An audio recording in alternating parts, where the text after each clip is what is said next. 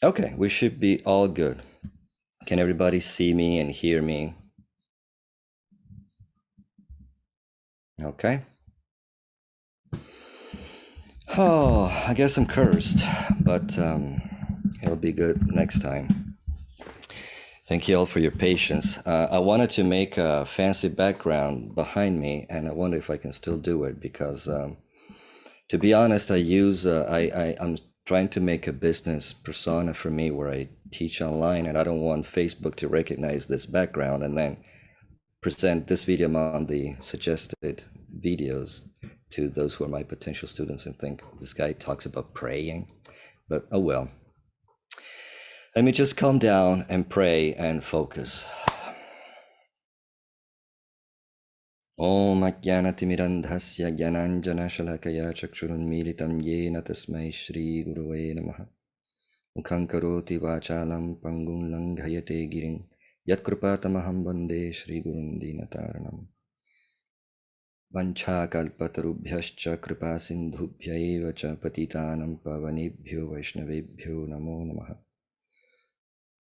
Vande Shri Krishna Chaitanya Nityanandau Sahoditau Gaurodaya Pushpavantau Chitrau Shandau Tamonodau Vandeham Shri Ramakrishna Vabhaya Charana Sakhau Sukhadau Paramanandau Sundarau Subalapriya. Hare Krishna Krishna Krishna Hare Hare Hare Rama Rama Rama Hare Hare Hare Krishna Krishna Krishna Hare Hare Hare Rama Rama Rama Hare Hare Hare Krishna Krishna Krishna Hare Hare Hare Rama Rama Rama Hare Hare. So now it's all in God's hands. Okay. It kills me that to use the microphone I can't use the mouse. I'm gonna go ahead and share the screen as usual and get my little presentation going. We're going to do we're gonna review the presentation we did last time because we had technical difficulties. Little did I know that today the same would happen. Okay.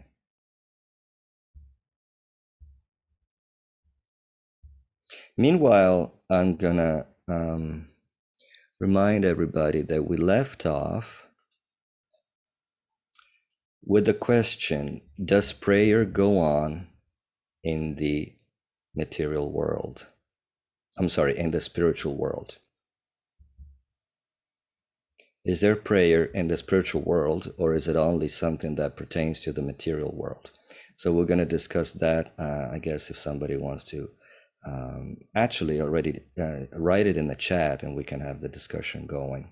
And then when I'm done with the overview of last week's overview, we'll take it from there. Okay, so last time we saw the description of prayer, and I asked some of you what prayer was to you. Some of them said it was a dialogue from the lower self to the higher self, between the lower self and the higher self. Whoops. And some people said it's a request, etc., etc. This is the definition of the Encyclopedia Britannica. Then we saw the various types of prayer. The most basic kind is a petition. Please God, give me this, give me that. And it could be a spiritual thing too. Give me mercy. That is called prarthana. We're going to see the terms in Sanskrit today and the definitions of Rupa Goswami and Bhakti Rasamrita Sindhu. Another type of prayer is intercession. That probably cannot be seen if my thumbnail is there in the corner, but intercession meaning it's usually a Catholic thing. Please God.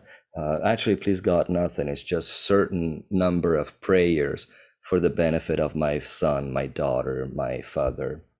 However, in Vedic terms, intercessory prayer means let there be peace on earth, let the king be prosperous and victorious, type of thing.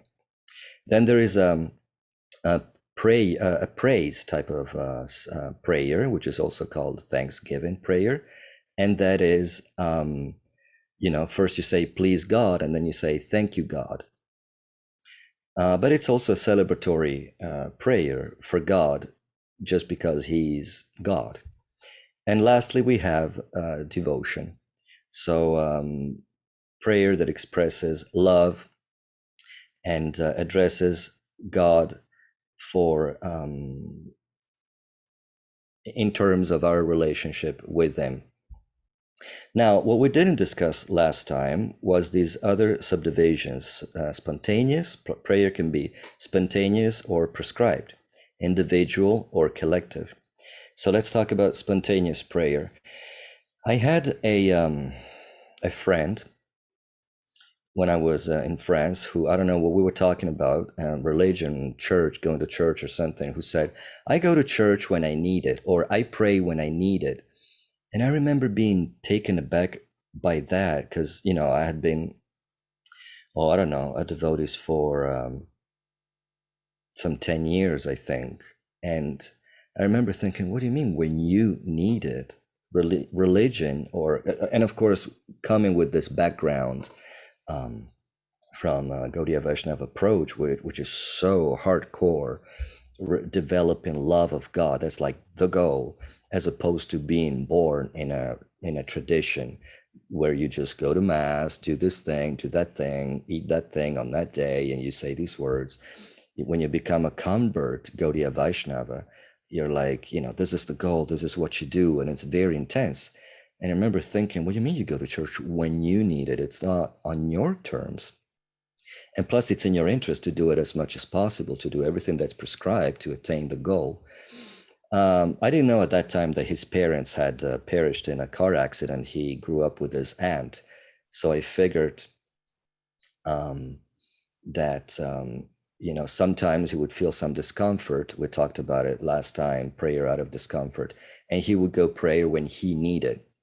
But anyway, that would be an example of spontaneous prayer, when you feel like praying, or when something happened. We saw that prayer comes out of discomfort, out of fear, like when there's turbulence in an airplane, that prayer comes out spontaneously at that time. But then there's prescribed prayer, right? Prescribed prayer could be what the Muslim called salah, or salat, which is the one prayer that they need to do 5 times a day. And it's a very important thing for them. It's one of the pillars of Islam, is that they offer these prayers 5 times a day. And it has a lot of benefits, even just a physical exercise. Later on, if I can manage to finish this overview today, we'll see the physicality of prayer. And as a matter of fact, I researched it last night because it was one topic that I hadn't quite focused on the time before. And oh my God, a whole lesson could be done just on the physicality of prayer, the implications.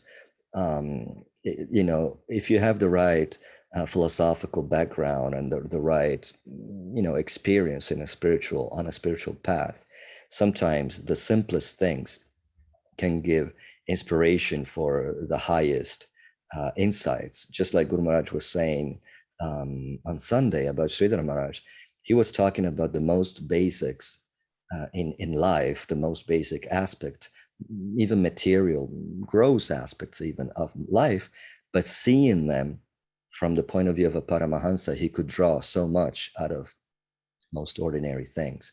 So excuse me for a second. I got a chat message and I don't know how to visualize it. I'm always afraid it's something important, like nobody can hear me. Okay, it's an answer to the question. I'll see it later. So what was I talking about? Prayer, prescribed prayer. So the physicality of prayer, right? I remember giving a series of lectures on Vaishnava qualities, and once I was researching, it was the time for cleanliness, which is a Vaishnava quality.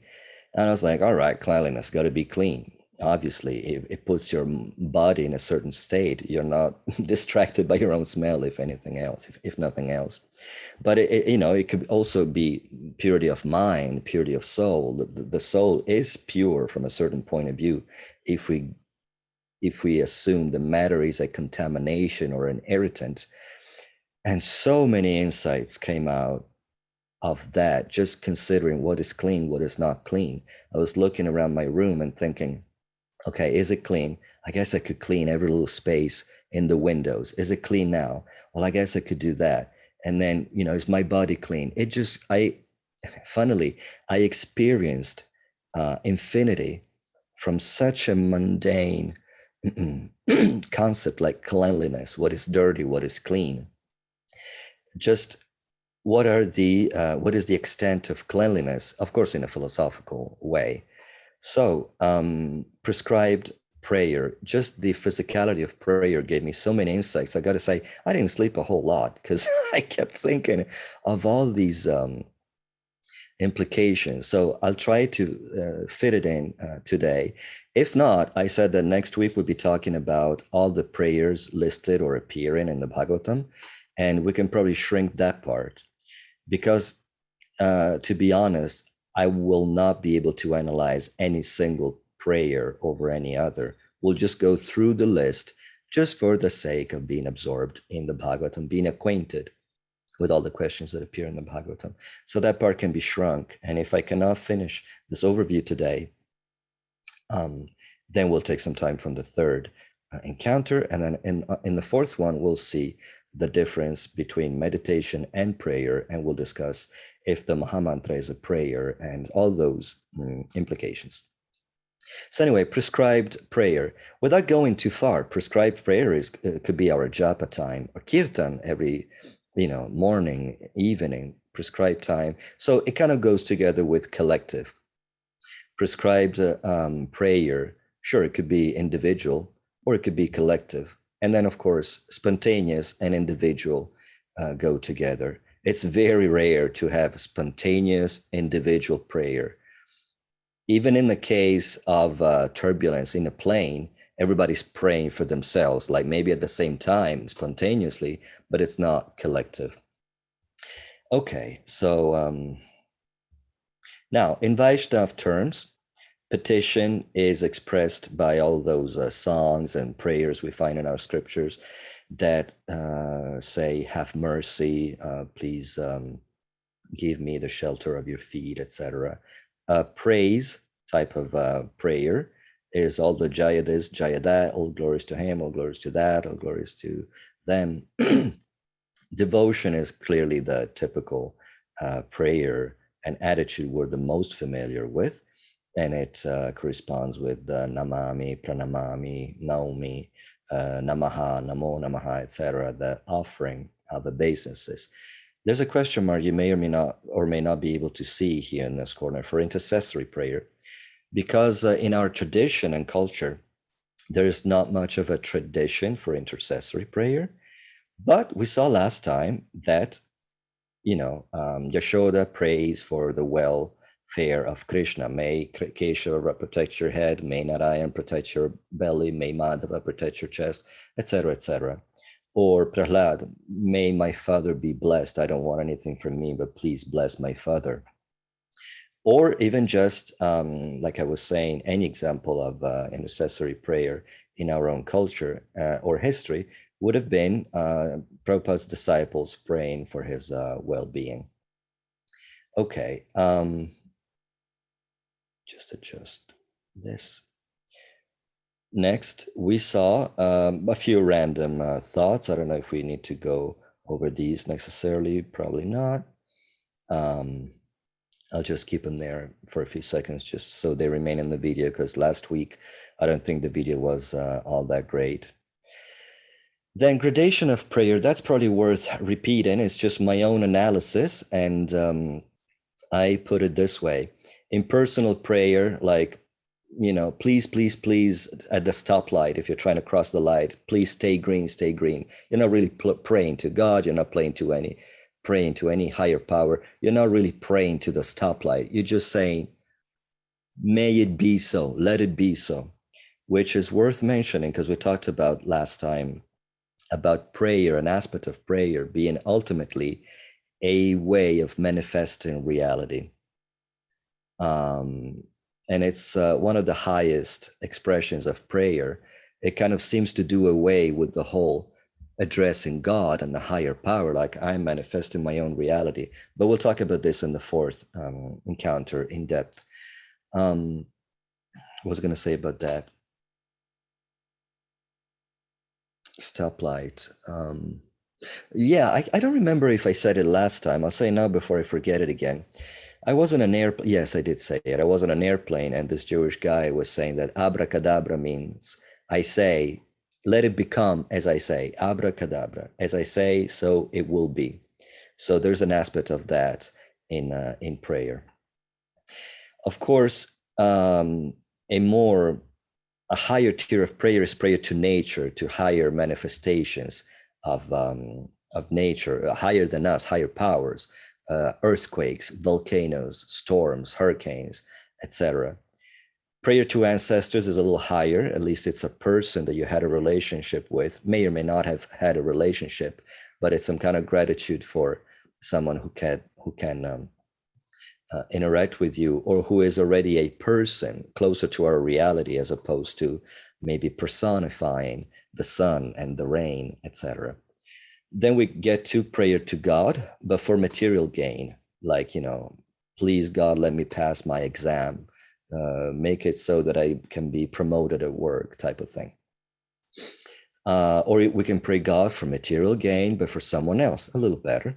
So let my husband's operation go well. Vyashti and Samashti are two different two concepts in Sanskrit when referring to prayer. We talked about it last time. There's Vyashti Guru and Samashti Guru. Vyashti means universal, generic. Samashti means individual. So Vyashti prayer means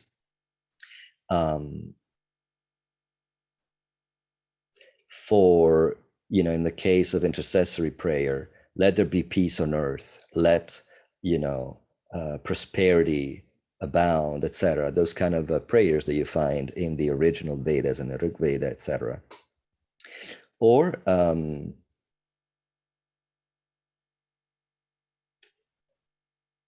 that is kind of like not correct. Vyashti, if it's for someone else who's dear, it's not Vyashti. It's intercessory prayer, but it's not generic. Samashti. No, wait a second. I'm saying it reversed. Vyashti is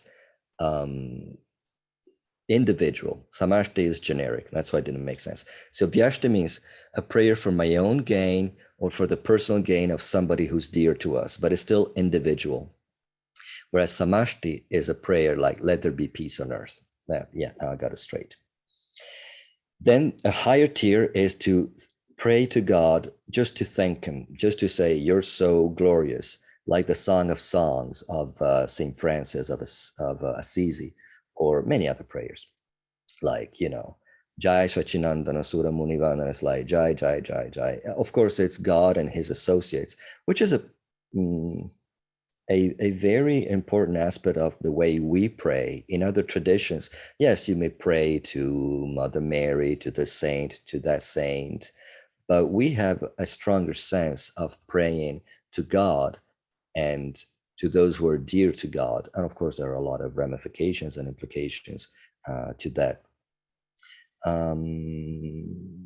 To God out of contrition. So the example I put is Jagaya Madhai. So I am so fallen. I am so, this is what I am. Please help me. That kind of like humility. In Sanskrit, it's called Dainya Bodhyatmika. We'll see this in a couple of slides. Then there is prayer for a spiritual gain. So please give me mercy. Please help me stay steady in my sadhana or something. Help me remember you, etc., etc. I put as an example, Nadanam Najanam Nasundarim Kavitamba. I don't want this, I don't want that. Or to pray for mercy. But still, it's about what you want from God. There's a sense of, I want this from you. It's not that, aggressive, like, hey, God, give me this. But that's the kind of interaction, as opposed to the highest tier that we're going to see last. Next is praying to God just to worship him. An example I put is Brahma Sanghita.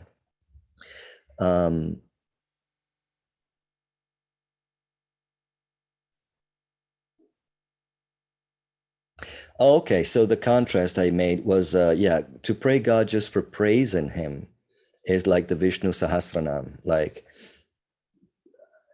a particular list of names of Vishnu and qualities. You are the savior of the world. You are this and that. It's like a meditation. There's not necessarily an expression of love in it. As a matter of fact, we find that in some in the Vidhi Marga, in the school of devotional a school of devotion to Vishnu that is mostly dictated by reverence and duty. You have to pray Narayan because he's the creator of the unit. Well, not Narayana directly, but anyway, you have to pray to God because he's the creator of the universe, and it's our duty. We are the servants, and so we have this. It's our duty to do that. The contrast with the Brahma Samhita is that it's a description of Krishna, the way he dresses, what he does, who appeared as this, who did this, who did this and that. But every stanza ends in Tamaham bhajami, him I worship him, I worship him. And then lastly, we have a prayer to God, just as a contemplation. You are so wonderful, and I just bow down to you. The example I gave is the last stanza of the Sri Shikshashtakam, Ashlishava Padaratam Pinashtumam, etc., which means whether you suffocate me in your embrace or you just abandon me, you'll be the life of my life, the Lord of my life, and that's what it is. I'm just your servant. A good prayer that is my own personal example is, please God, make me see the world with your eyes, through your eyes. It's all about tuning into the frequency at which, the spiritual world vibrates, God vibrates, see things the way he does, and there won't be any more suffering, any more problems, any more anxiety. Vaikuntha means no anxiety, no problems. So there were two asterisks about material prayer for material gain and for spiritual gain. They can both be performed as a vow. A vow is a type of prayer where you basically bargain with God.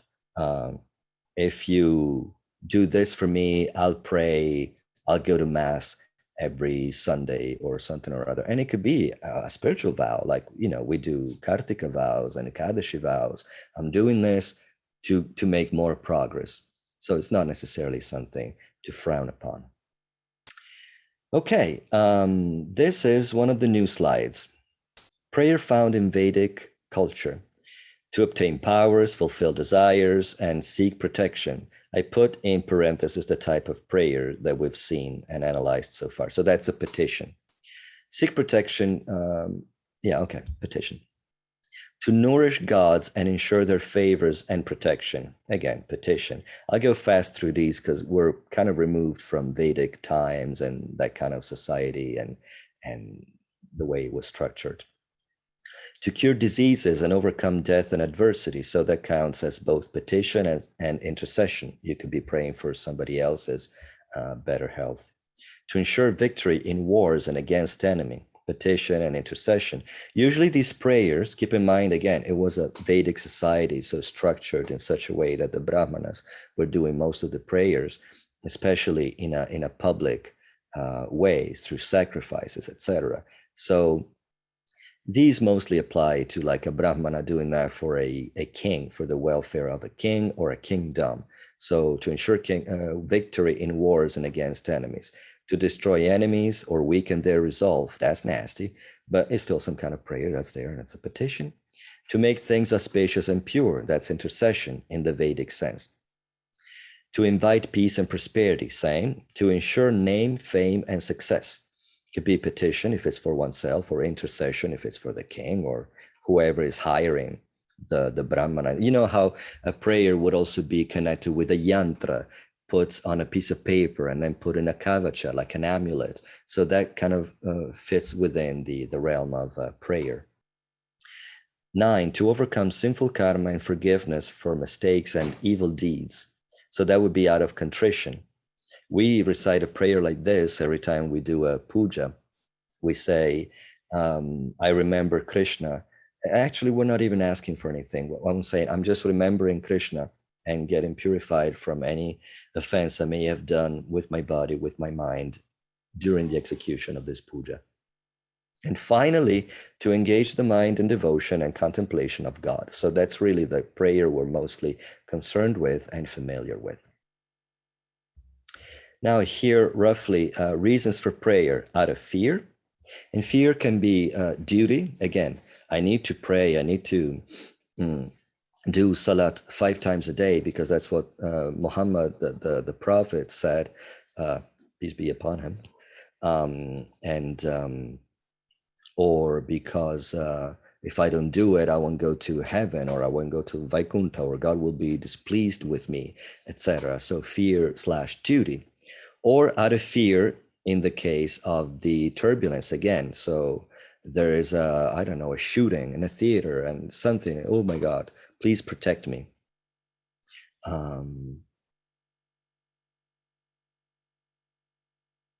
And also an expression, a physical expression of that, like I just mentioned, is an akavachan, a yantra, and all that sort of realm that's related to prayer.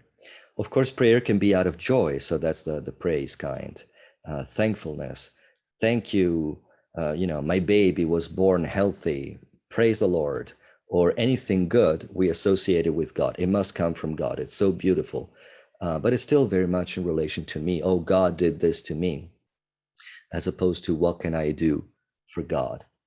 And out of sadness, so for comfort, why does everything happen to me, or why did this thing happen to me, or like I said, my friend lost his parents, etc.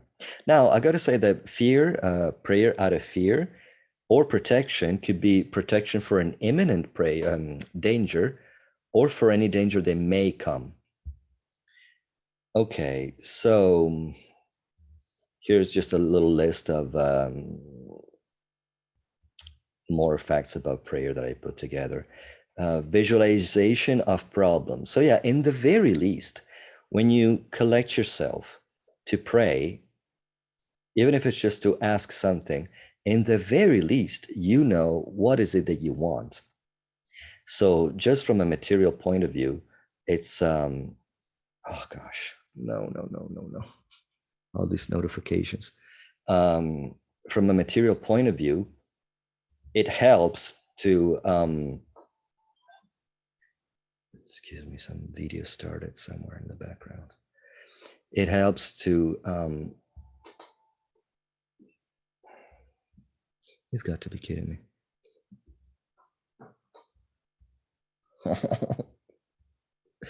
My computer's not responding anymore. Okay, sorry about that. Oof. So even just from a material, physical point of view, it helps to just focus your thoughts and know what is it that you want. And to know what you want, you got to know what you are. So even just from that, it's got big implications that we might, if we have time, we can go back to later. And then attainment of the goal, to set your goal is the first step to actually achieving it, obtaining it. So prayer just organizes your thoughts, if nothing else, from the lowest level, the lowest expression of prayer, you get these two results. And then you get peace of mind. You just know, I just prayed. It's not all on my hands. It's not all on my back. We were just wondering. Just yesterday, we were wondering if one of our cows was pregnant or something or other. But in general, it reminded me that Bhaktivinoda Thakur says that to worry is demoniac, which is a bit of a hard pill to swallow. What do you mean it's demonic? I'm a demon for worrying? But think about it. To worry means, what if this happened? What if that happened? It all revolves around you. What am I going to do if this happens to me? As opposed to the opposite approach in this spectrum, where you just say, hey, whatever's supposed to mean, whatever's supposed to happen will happen. Whatever happened is what was supposed to happen. I can only work with what I get. Why worry about what could happen, etc.? It would be kind of like demonic to think it's all on me, as in I am the controller. I am the yeah, I am the controller. I am God, and I have to make things happen, etc. So what will I do? What would I do if this happened? So by praying, in the very least, we acknowledge a higher power, and we get comfort from that.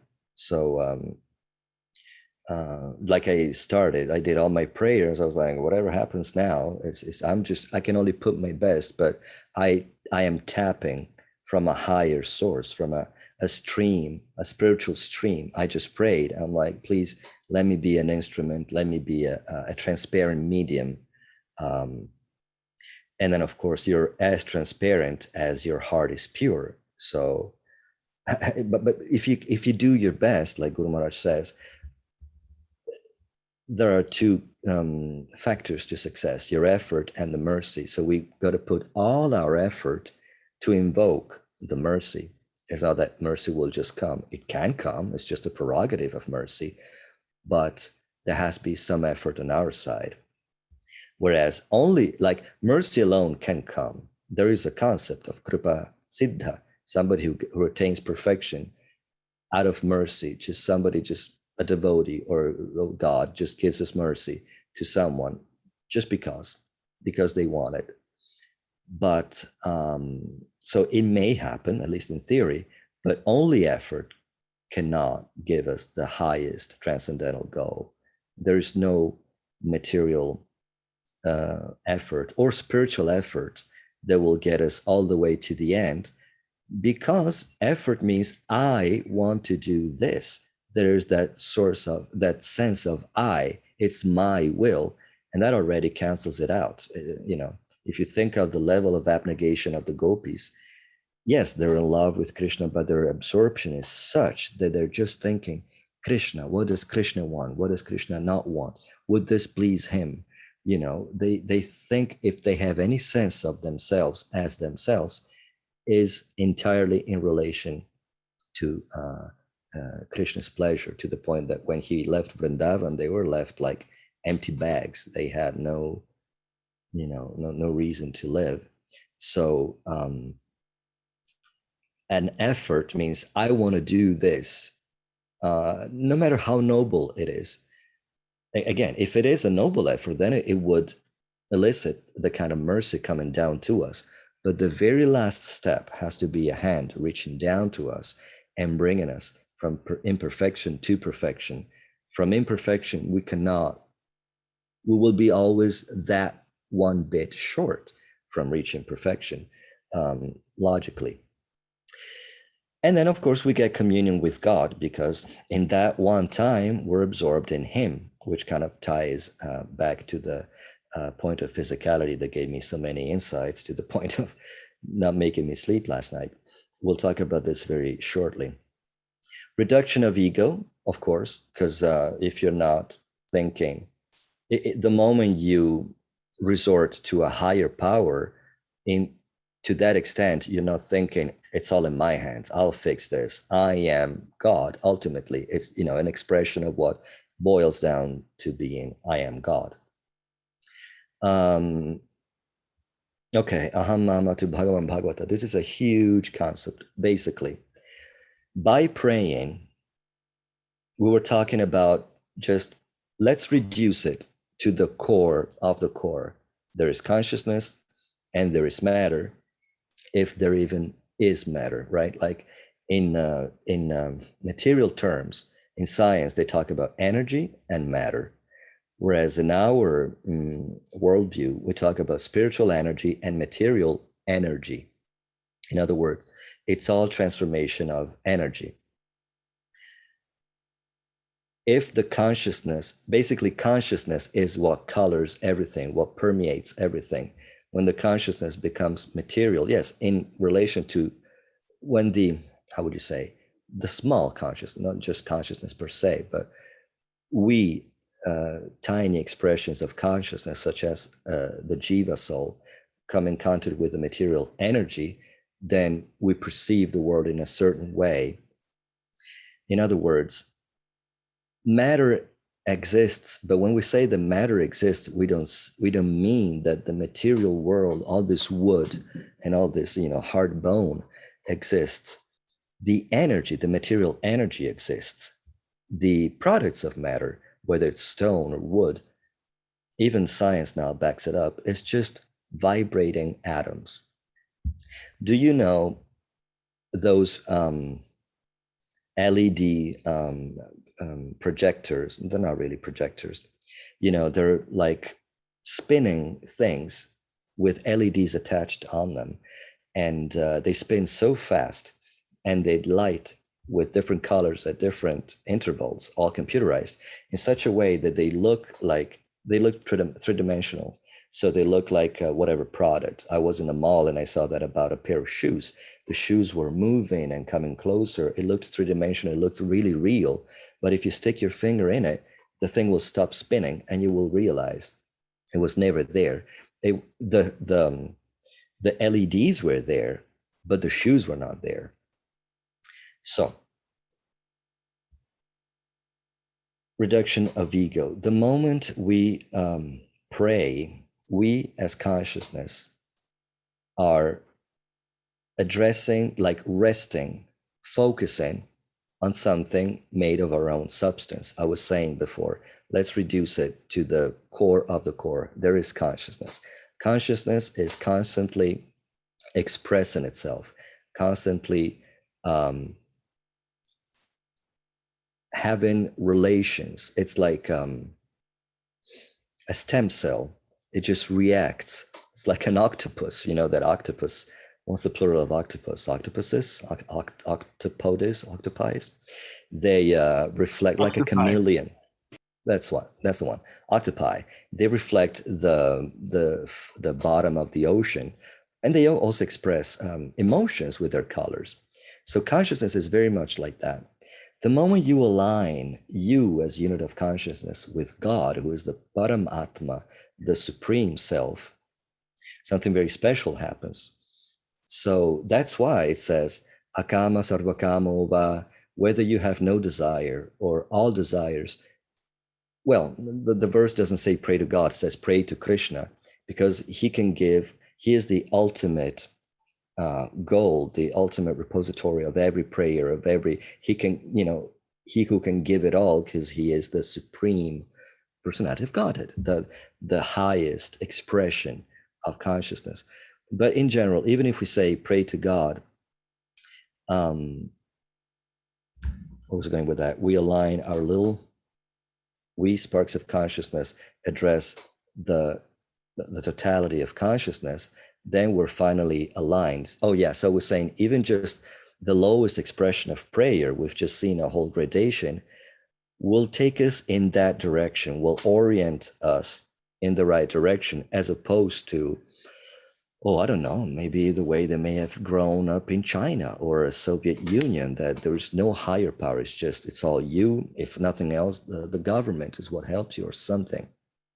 It's funny that Braja Sundari told me that she had an aunt who was living in Russia or something, and she came and visited in Poland. I forget the scenario, but at some point something happened, and she prayed to the picture of Stalin or Lenin or something, or Mao Zedong. They actually have it. There's this kind of worship of the communist leader. So it always ends up happening in a certain way. Humans, which, like we said, are the link that connects animality to divinity. So let's say there's no real humans, there's just consciousness, conscious beings in a human vehicle. At that time, the soul is so close to expressing itself in its entire divinity, very close, not quite, and so far away from the animality that the material bodies bring you towards. So that it just keeps happening, whether it's God or Stalin, Mao Zedong, it just happens. So when we pray, we as conditioned soul always start with this aham mama, aham mameti, is To be honest, I can't remember where it appears in the Vedanta Sutra. I don't know if you can tell me somewhere, someone. Ahamameti, iti means, it really means quotation marks. In Sanskrit, iti means thus, so. So ahamameti means the quote, I, my, unquote. This consciousness of just what am I and what belongs to me. I am this person. I am white. I'm American. I'm a male. I'm a rich person. I'm important. So what's dear to me? What is my family? What is in relation to this I that I've construed is all that matters. Is it my country that's being attacked? Is it my family? I got to protect my business. Aham mama. The I and what belongs to the I, whatever we think the I is. So by praying, by taking, praying or any expression of bhakti, we'll see that praying that we're analyzing now is vandana. We'll see soon that all the words for prayer in Sanskrit. Vandana is one of them and is given to one of the limbs of bhakti, Navalakshana bhakti. By expressing ourselves in bhakti, on the path of bhakti, through any of these 9 ways, we will attain perfection, or to just one. Akrura is the paragon of Vandana. Just from his prayers to Krishna and Balaram, he achieved perfection from how heartfelt his prayers were and to the point and well conceived and heartfelt for the most part. But we can achieve perfection with any of these 9 ways because it's all about the absorption. Not to play down prayer. I'm making a whole presentation on it, but it's also important that Rupa Goswami, quote in Padma Purana, says, Smartavya satatam Vishnor vismartavyam najatu chit sarve siddhi nishedhasyor etayor eva kinkaraha. So there are only 2 rules when it all comes, at the end of the day, there are only 2 rules in, let's say, Gaudiya Vaishnavism, in our transcendental pursuit. Always remember Vishnu, let's say Krishna, because we like Krishna, and never forget Krishna. So really, it's like a joke. It's just always remember Krishna. And how do you remember Krishna? Well, if you hear about Krishna, chances are your mind is thinking about Krishna. If you talk about Krishna, you got to engage your mind and you're thinking about Krishna. If you are remembering Krishna, that's your absorption. If you're praying to Krishna, so you see what I'm saying, it's all about the absorption. So the first step in this direction, anything that distracts us, that takes our focus away from aham and mama, the I and the my, is good. Even if it's just a sacrifice of a mother for her children. Oh, I'm so poor, I don't have food. You many times hear about the mother not eating because the children need to grow up or something, that kind of sacrifice. It doesn't matter how mundane it is, how selfish ultimately, because it's really my children, my neighbor's children can be starving just as well because I live in Yemen or something, but my children come first. Why? Because they're mine. They're in relation to what I think I am. And yet anything that takes us away from this one-pointedness, aham, mama, is good. So right now we see the world, everything that we see and hear in relation to this one point in the universe, this one point alone. How much can you accommodate in one point? How can everything orbitate? How can everything be harmonized? Given that we live in the world of good and bad, happy and sad, and hot and cold, there cannot be harmony and the whole universe fit in this one point where I think I am. And by extension, what is mine. So right now we perceive the world as a spiral that spirals in to this one point. Keep in mind that in geometry or in physics, a point is no dimension. The dimension of a point is 0. So we're starting from 0. Our point, our consideration, our whole premise starts from nothing. It's based on nothing because it's a false identity. That's a good one. I just thought of it. See, that prayer works. So it's all based on zero. We want the cosmos, the universe, to fit in this one point with dimension zero. How can you fit something in something that has no dimension, not even one? A line has one, and a plane has three. So what does have two? I don't know, but a point has zero dimension. So the trick, the moment we get touched by the mercy of a Vaishnav, of course, prayer doesn't mean, in Vaishnav terms, but we're all Vaishnavs from what I can see. So let's just make it in Vaishnav terms. The mercy of a Vaishnav, let's say the income of this transcendental energy that extends down to us reverses that spiral. Or the material energy, like the beatings that we get from material energy on our gums time and again. We try to be the Lord and it doesn't work. We try to, be God and it just does not work time after time after time. We might get to the sense, based on what we remember from previous births, that there's got to be more. There's got to be something different in life. This may not be the way you live. This may not be the way I'm supposed to do things. So you might, if anything, in that one birth, become generous by nature. Maybe your parents weren't teaching you generosity, but you just have a feeling that, no, it's better to give than to always want. So that's where your spiral reverses and it spirals out. But let's take it all the way out. In transcendental, not in transcendental terms, when this hand of mercy comes down, that is the highest extent to which the spiral that before was going from the infinite, the whole universe was pointing to our little I and mine, and it was based on a scam. We reverse it. So if you spiral out into the infinite, then it's infinite. Then the things that you can do, let's call it generosity.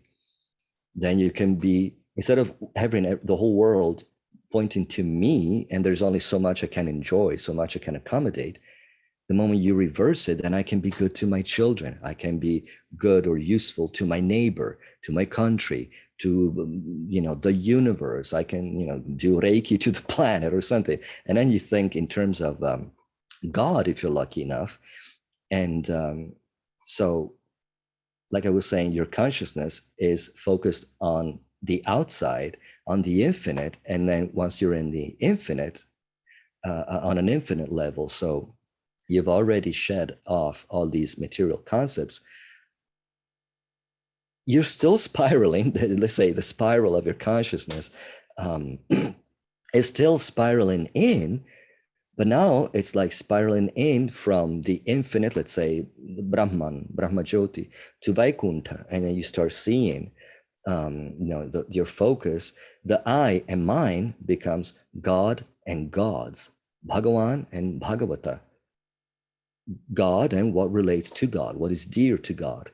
And obviously in our path, we narrow it down and narrow it down and narrow it down until at the center of the spiral of our consciousness, there's only Bhagavan and Bhagavata, in this case, Krishna. And let's say Krishna's energy. It can be Radharani, it can be Yashoda, it can be Sridama, it can be anyone that is dear to Krishna, dear to his heart. So all this from one prayer, not from one prayer, but that is the hope that we have by just treading on this path, just orienting our attention from, I can do it all by myself, whether we were educated like that or we don't have any other sense. So the difference between that and thinking, please God, just addressing our consciousness, resting our consciousness on God. So that's the easiest way I could talk about this. But it's a very fascinating, I like spirals. There's a lot of spirals going on. Chakra means wheel, but it's more like a spiral. Sometimes they say that there are vortexes. They go out from the front and from the back. Chakra is a spiral is the sublimation of linear and circular, like they talk about linear time and circular time. If time was circular, at the end of the winter, we would go back to previous spring. But no, it's another spring. It's a spiral. It's like a coil. These are just my thought, but think about spirals. Spirals are good. Okay, now physical and mental health sounds like a lower consideration. All right, yeah, you pray, you bow down every day, but hey, you need a healthy body to. If you don't have a healthy body, you sure it might make you pray more, but it's also a very big distraction. The whole point of yoga, of the yoga of asanas, is that somebody told me once that the asanas in yoga, what you're doing, you're basically using your body like a lounge chair. When you go to the beach, you can recline it, you can adjust the armrest, you can have the footrest. So that's how you bend your body in such a way, yes, to stretch it and make it healthy, because there's only so long you can meditate if you have arthritis, if your neck hurts, if you have gastritis, if you're whatever, if you have a headache. So you're just massaging your body into finally sitting down in a symmetric, and I can never remember if you say symmetric or symmetrical. Let's go with symmetrical way, create balance and meditate. Just be you as consciousness as much as possible. Obviously, there is some intellect involved because you're not pure consciousness. Otherwise, there'd be Videhamukti. But that's what yoga is. So yeah, some physicality is good. And it's good for the mind too, to have that regular time where you just sit down and this is my time where I just collect my thoughts and organize everything. What is it I am? What is it I want? And I'm on a long journey to health because of some issues that I have. And a lot of people in natural medicine stress meditation and prayer, as opposed to like constantly trying to stay afloat in the ocean of daily affairs. And you don't even know who you are, what you want, what you're doing. You get to the end of life and you realize that life has lived you instead of you living your life in a conscious, productive way. It's like, oh my God, I was trying to stay afloat and then you die.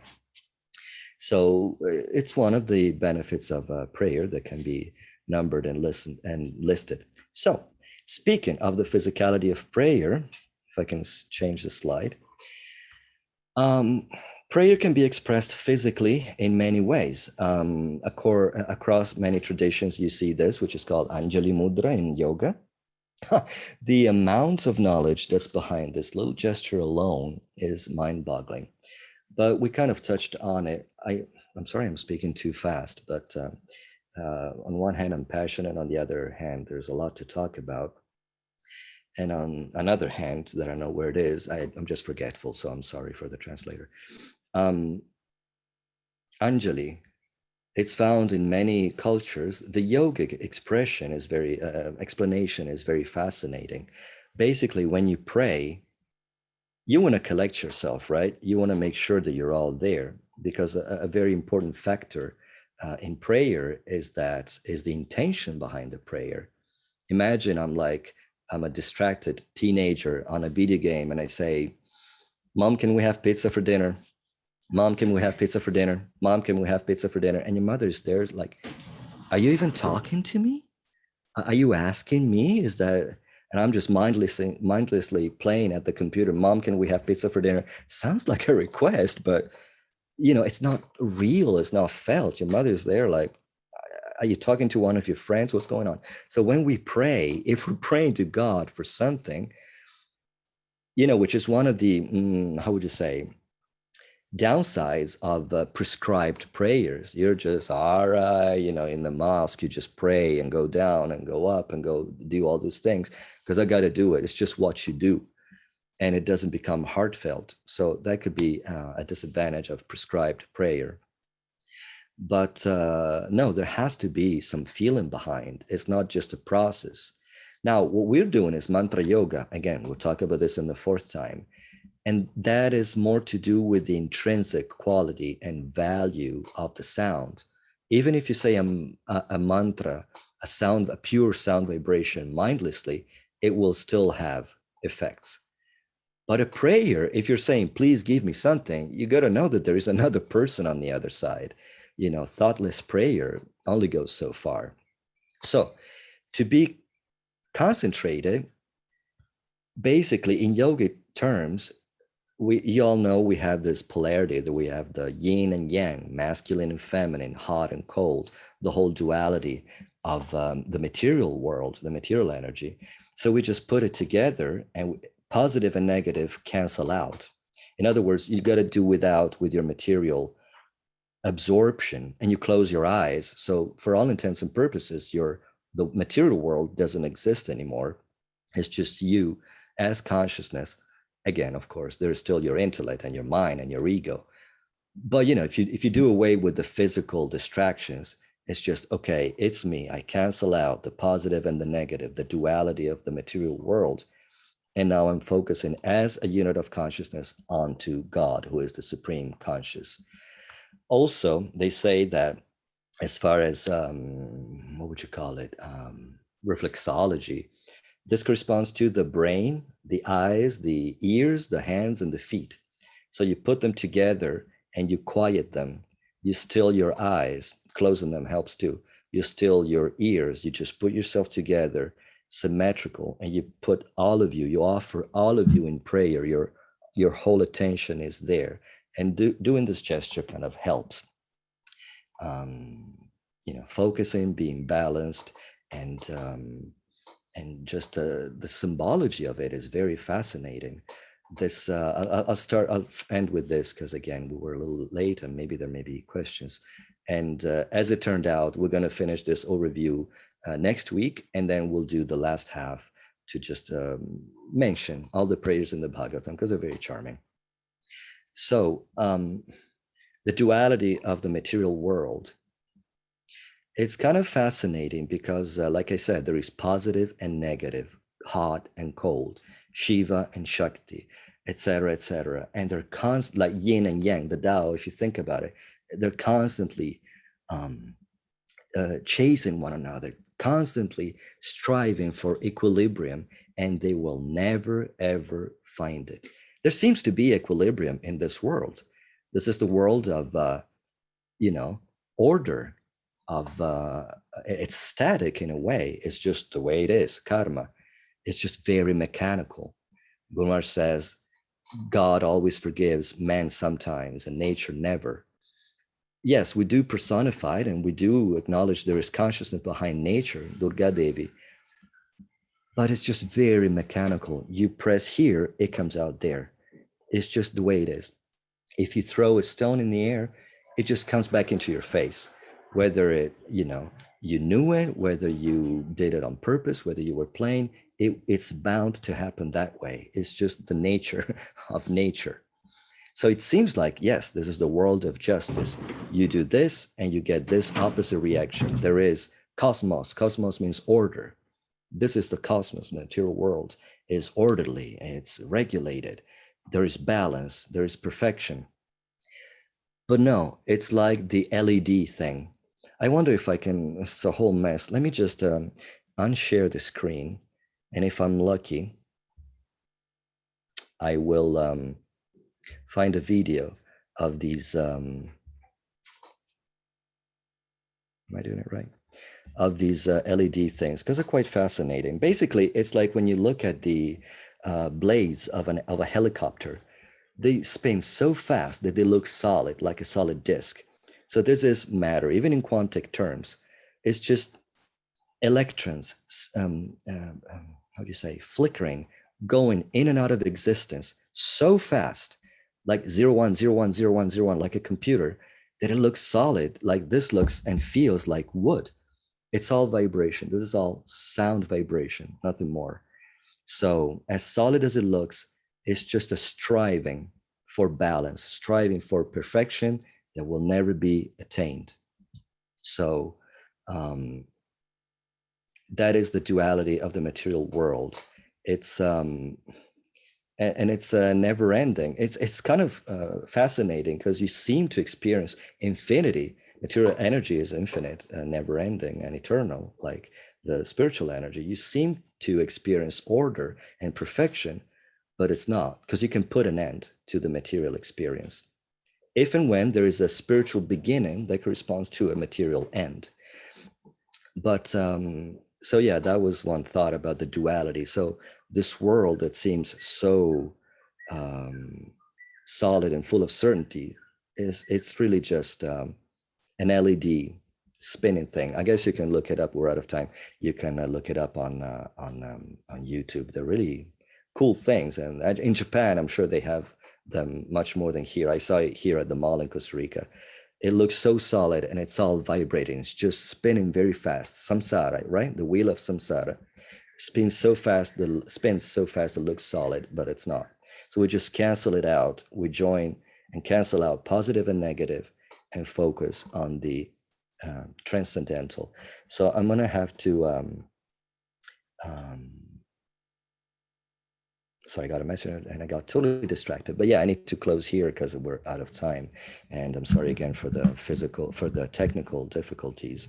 But hopefully something good came out of it. We still have 2 more encounters, so um, I'll manage to talk about all this in time. Let me just read what was written here. Right. Let's just end with the consideration of does prayer go on in the spiritual world? So Annapurna says, answering your, I guess I should, no, I guess Bhakta Prema can read the Spanish. I'll just read the English. Answering your question, one day I heard Guru Maharaj, or at least I understood it that way, that before bhava, one prays for Sharanagati. And when somebody has attained bhava, which is a sprout of prema, the same person is the prayer for its emotional content. So it would be much more than in the spiritual world. Prayer would be there much more in the spiritual world, where his intimate associates are made of prema, and they themselves are made of that feeling and hankering and offering and connection to please Krishna. So yes, I think prayer is present in the spiritual world, but in a different way. That's very good. It's quite accurate. Govinda Mohini says, yes, I think that there is prayer in the spiritual world. Mother Yashoda, for example, prays to Narayan, but the pure devotees don't have desires, and therefore they are recipients of the manifestation of Krishna's desires. That's also very good. But yeah, bottom line, there is prayer in the spiritual world, even just in Vaikuntha. Actually, well, yeah, in the material world for sure. So at the very outskirt of the material world, there's a manifestation of Vishnu that only does that. The sages recite the Purusha Sukta constantly, and they offer prayers. But also in Vaikuntha, there's constant offering of prayers. And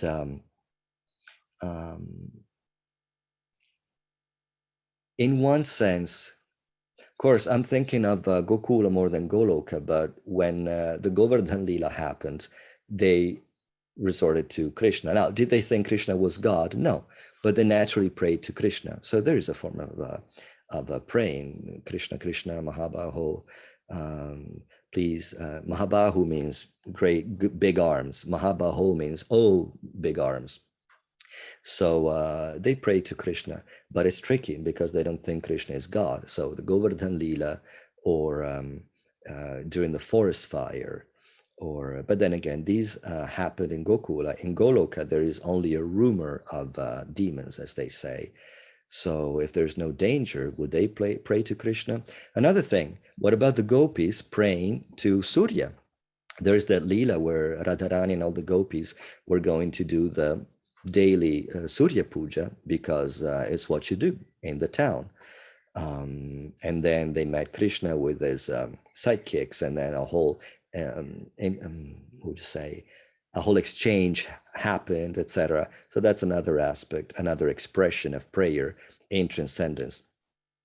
Or the gopis praying to Katyayani to get a good husband. But then again, that's in the material world, so-called material world. I think the Leela with the Surya Puja is mentioned by the Goswamis as happening in the Nitya Leela. I may be mistaken. But yes, prayer, obviously, as an expression of devotion, as an anga of bhakti, happens in the world that's entirely made of bhakti. So let me just see if there's any more comments.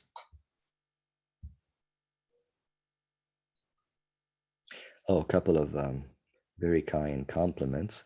And then Martin, I don't know, Martin, you're South American, right? So it's Martin. Martin says, if we pray, okay, so from now on, you're Martin for everybody. If we pray for some relative thing to come to our lives, how can we do to not feel bad with ourselves? Well, if you have a sense that you should feel bad, if you have a sense that is wrong, why do it in the first place? But if you think it's a necessity, like I mentioned my health. Sometimes I need to do separate offerings because I'm on a separate diet. So I make a little bit of something and I offer it in front of Guru Maharaj's picture, saying, "Please accept this offering so that I can keep making devotional advancement while um, keeping my soul and body together," as Prabhupada says, that we should just eat and, with that focus, just to keep the soul and the body together. That's probably not the best example because it's already an act of devotion. I guess you're thinking, please God, let me pass the exam, or maybe let me get the promotion. In the very least, again, if you have a solid background of devotional knowledge, you will think of that verse, akama sarvakamo va.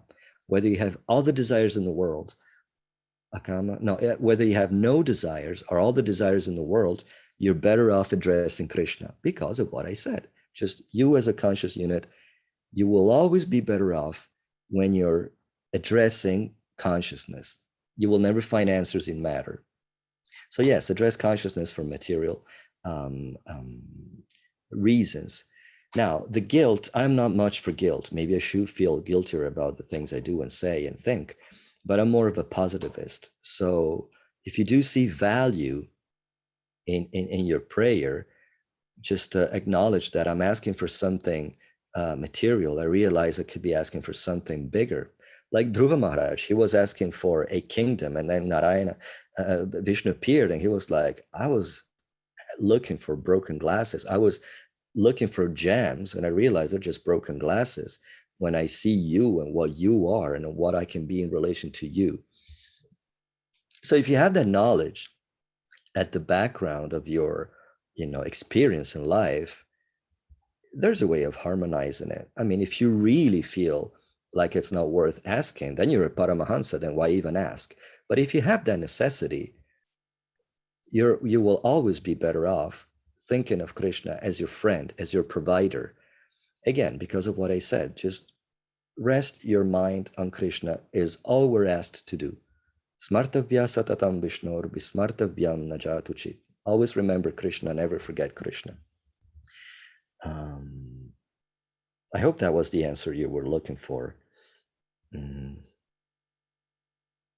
How can we do to not feel bad with ourselves? Yeah, just acknowledge why you're making this material prayer. I mean, if we were all Paramahansas, if you were all healthy, we wouldn't be in this hospital. There's no shame for being in the condition that we are, and there's only glory in wanting to get better. So keep coughing, but keep taking the medicine would be my final words. Okay, so that was the prayers that you were referring to. So that's the answer that came to me, having read that question. Is there anything else? I realize it's very late. This time I wrote the password. There was some glitch with the password that nobody ever gave me. I only heard it, and then today I couldn't remember it right. I put it in 7 times, and then I got blocked out of the profile. And so Padmanabh Maharaj came to my rescue. Okay, so I promise next time I'll have it all working, and I hope I could do a good job this time. And if there are no further, let me see if I have any other notes or any other homework or thing for you to think about until next time. Okay, think about this. This is a provocation from atheists. They say, you know, when there are two nations at war, and they're all, say, two Christian nations, nation A says, please God, let us win the war, and nation B is also praying the same God, let us win the war, and yet only one wins the war. What happens there? So we're going to probably open with this. We're going to finish the presentation and then we'll consider that. Yeah, I'm not going to write it because it's all going to disappear. But think about this one. What happens when two nations pray the same God for victory and only one wins? So I'm going to give again 1 more second for anybody to say or write anything. Otherwise, it's been a pleasure and an honor. I learned a couple of things myself while saying them because of the merits of praying, of tapping from the higher, you know, stream. So nothing, no more is coming. I'm going to end the meeting here. And I guess I didn't even see who was there today. It's, oh my God, 20 people. Hope I didn't make a fool of myself. Thank you all. It would be good. I was listening to Brigopad's lesson, and he was thanking people who opened their camera. That would kind of help me to see that there is someone there. Oh, there's Krishna Chaitanya. So yeah, I'm gonna close it here. I'm way past the time, and thanks again to Bhakta Prema for translating, and I'll see you again. Haribol Mahapriya Napurna. I'm starting to see a few people. Okay, I'm gonna close it here. I'm not gonna take any more of your time. Thank you very much. Hare Krishna, and you're all in my prayers. Haribol, Syamasundara Prabhu ki jai. Hari Hari.